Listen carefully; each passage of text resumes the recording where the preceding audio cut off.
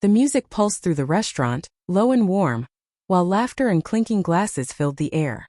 It was Ethan's 30th birthday, and he was surrounded by friends, his eyes bright, his voice carrying above the noise. From where I stood at the entrance, I watched him throw his head back in laughter, his arm resting casually behind another woman's chair. Something inside me twisted. I had spent hours getting ready. The silk skirt that brushed against my thighs, the subtle perfume of vanilla and jasmine, the red lipstick he once said made me look dangerous. All of it was for him. But as I stood there, clutching my purse a little too tightly, I felt invisible. When his gaze finally met mine, the easy smile on his face faltered for barely a second before returning. He stood, offered a polite kiss to my cheek and said softly, "Glad you could make it, Mia." "I wouldn't miss it." I lied, my voice steadier than I felt. I took my seat beside him, but his attention drifted elsewhere. His friends filled the space with laughter and stories I didn't recognize anymore. The distance between us was growing, and no amount of pretending could close it. Across the table sat Ryan, Ethan's best friend since college. His grin was confident, his eyes sharp and assessing. He'd always been a little too flirtatious, a little too bold when Ethan wasn't around. Tonight he looked at me like he knew exactly what was breaking inside me. "You look beautiful," he said, raising his glass toward me. "Thanks," I replied lightly, forcing a small smile. "You always know how to make people blush." He smirked. "Just calling it like I see it. Ethan's a lucky man." Lucky. The word felt cruel. Ethan hadn't even noticed the dress I bought for tonight. He was too busy laughing with the woman beside him, a coworker named Melissa, whose hand lingered too comfortably on his arm. I told myself it was innocent. I wanted to believe it was. The second drink dulled my thoughts. The third made them dangerous. Ryan's knee brushed mine under the table. I didn't move. Maybe I wanted Ethan to see it, to see me. Maybe I wanted him to remember that I was still there, still craving the attention he used to give so easily. When Ryan's hand slid onto my thigh, my breath hitched. I froze, heart pounding against my ribs. His touch crept higher. A silent question I didn't answer. I could have stopped him. I should have.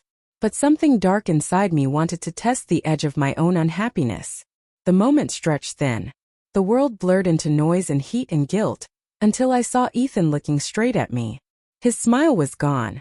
His jaw tightened. His eyes, once so full of warmth, now held something cold and final.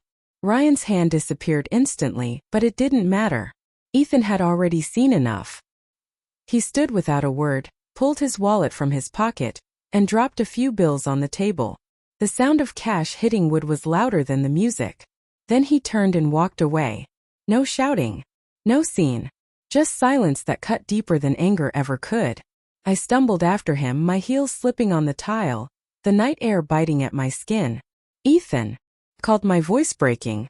But by the time I reached the parking lot, his car was gone. When I got home, the house felt too quiet. His jacket was missing from the hook.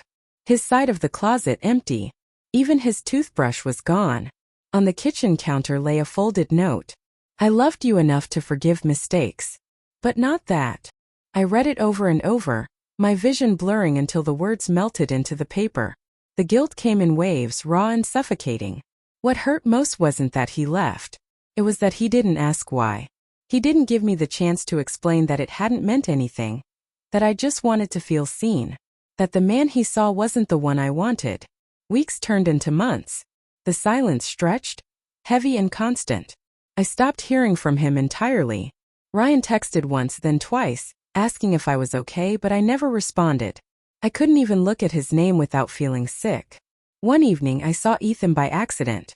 He was leaving a cafe, sunlight catching in his hair, his hand intertwined with someone else's. A woman with kind eyes and an easy laugh. They looked happy, effortlessly so. For a moment I couldn't breathe. It wasn't jealousy that hit me. It was clarity. He had moved on, and I was still trapped in that night, reliving the seconds that ended us. When he noticed me, his expression didn't change. No hatred. No anger. Just quiet recognition. He gave me a small nod before walking away. It was more painful than any argument could have been. Because forgiveness wasn't in that look. Only acceptance that we were strangers now. That night, I sat alone at the dining table with a glass of whiskey and the note I had read 100 times before. My reflection stared back at me from the window, tired, hollow, unrecognizable. I whispered into the empty room. I loved you too. I just didn't know how anymore. Some betrayals don't happen in beds or text messages. They happen in the small moments when love turns to silence and pride becomes a weapon. Ethan never celebrated another birthday with me. But every year on that date I still light a candle, pour his favorite drink, and sit in the same seat, imagining him across the table, smiling like he used to. It's not guilt that keeps me there. It's the memory of the last time he looked at me. The moment I realized that losing someone's trust isn't a single event. It's a slow unraveling, a quiet goodbye that begins long before anyone speaks it aloud. And that night, with a stranger's hand under my skirt and my husband's eyes full of heartbreak, I finally understood what it meant to lose everything without saying a word.